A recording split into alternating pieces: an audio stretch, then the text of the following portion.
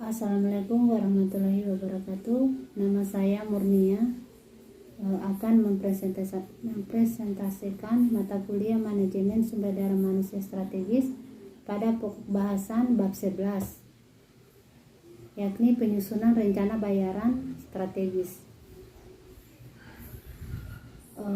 Pada bab 11 ini terdiri dari beberapa poin. Yang pertama, A. Faktor-faktor dasar dalam menentukan tingkat bayaran, yaitu pertama, menyerahkan total imbalan dengan strategis. Rencana kompensasi harus mengedepankan tujuan strategis perusahaan terlebih dahulu. Manajemen harus membuat strategi imbalan setujuan.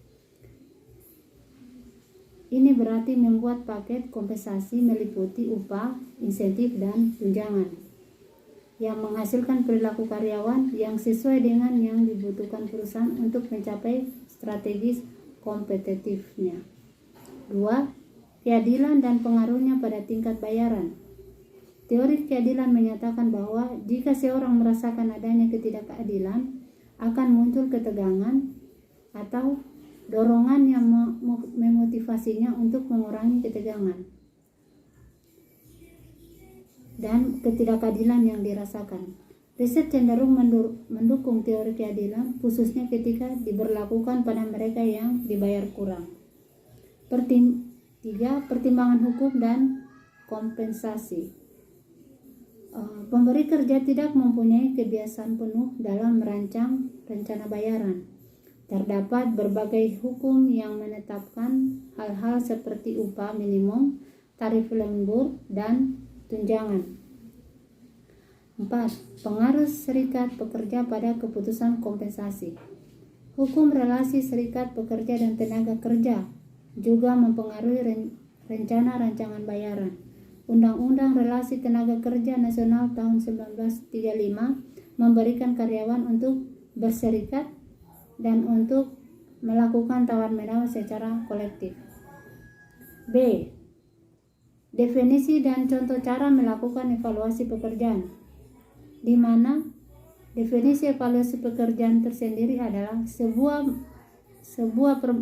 pembandingan pekerjaan secara formal dan sistematis untuk menentukan nilai dari suatu pekerjaan secara relatif terhadap pekerjaan lain.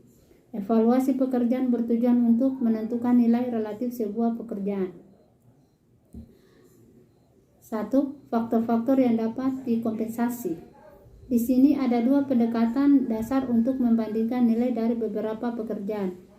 Spesialis manajemen kompensasi menyebutkan sebagai faktor yang dapat dikompensasi. Identifikasi terhadap faktor yang dapat dikompensasi ini memainkan peran sentral dalam evaluasi pekerjaan. B. Menyiapkan evaluasi pekerjaan.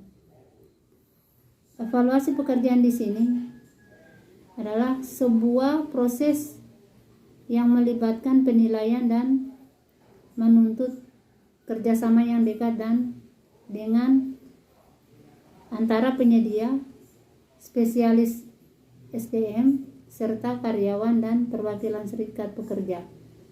Langkah awalnya meliputi mengidentifikasi kebutuhan akan program tersebut, mendapatkan kerjasama, dan kemudian memilih sebuah komisi evaluasi. Komisi tersebut kemudian melakukan evaluasi yang sebenarnya. Metode pemeringkatan, klarifikasi pekerjaan atau poin-poin. Ini terdiri dari 4. Metode evaluasi pekerjaan atau pemeringkatan. Kemudian metode evaluasi pekerjaan atau klarifikasi pekerjaan. Metode evaluasi pekerjaan, metode poin, kemudian evaluasi pekerjaan terkomputerisasi. C. Menciptakan rencana bayaran yang kompetitif.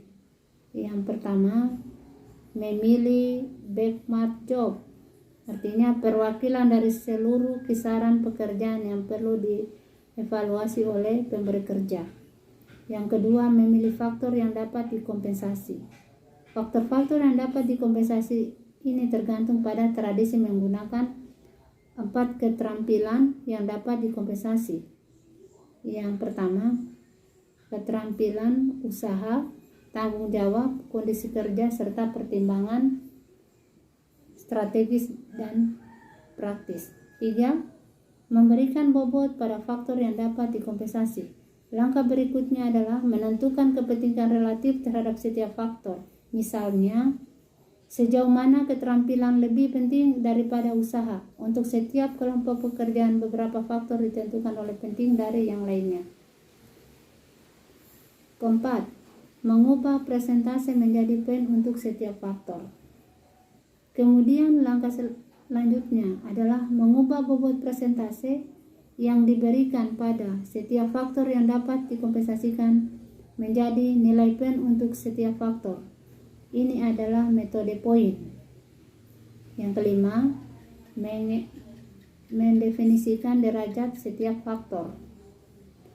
Pecahkan setiap faktor menjadi derajat, kemudian didefinisikan setiap derajatnya sehingga penilai dapat menilai jumlah atau derajat dari suatu faktor yang ada dalam sebuah pekerjaan.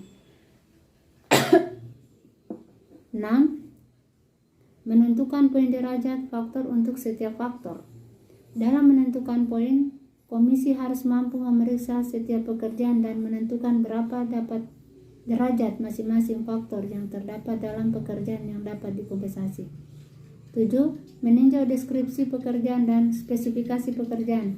Tim yang melakukan evaluasi pekerjaan biasanya terlebih dahulu meninjau deskripsi pekerjaan dan spesifikasi dari masing-masing pekerjaan.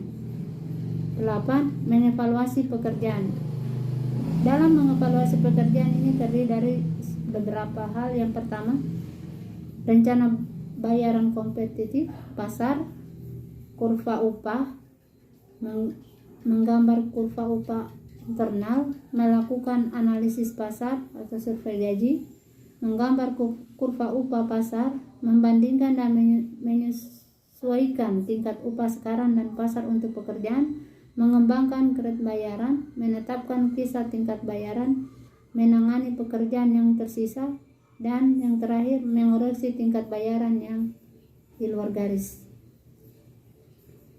Kemudian menetapkan harga pekerjaan manajerial dan profesional. Di sini terdiri dari 2 poin. Yang pertama, mengkompensasi eksekutif dan manajer, di mana kompensasi untuk seseorang eksekutif puncak perusahaan biasanya terdiri dari 4 elemen utama. Pertama, bayaran dasar, insentif jangka pendek, insentif jangka panjang, dan tunjangan, serta fasilitas eksekutif. Yang kedua, mengompensasi karyawan profesional. Dalam mengompensasi karyawan profesional, pemberi kerja terlebih dahulu harus memastikan bahwa setiap karyawan sebenarnya adalah seorang profesional yang berdasarkan hukum. Kemudian poin E, perbedaan antara rencana payment berbasis kompetensi dan tradisional. Berbasis kompetensi, keterampilan, dan pengetahuan umum, karyawan menerima bayaran atas kemampuan dan pengetahuan yang milikinya dan bukan berdasarkan tanggung jawab atau jabatan pekerjaan dipegang. Para pemberi kerja membayar pekerjaan berdasarkan tingkat keterampilan yang dimiliki. Kompetensi sendiri adalah karakteristik pribadi yang dapat didemonstrasikan seperti pengetahuan, keterampilan, dan perilaku pribadi seperti kepemimpinan. Demikian pemaparan saya atas mata kuliah manajemen sumber daya manusia, strategi pada pokok bahasan bab 11, yakni penyusunan rencana bayaran dan strategis. Lebih dan kurangnya mohon dimaafkan. Assalamualaikum warahmatullahi wabarakatuh.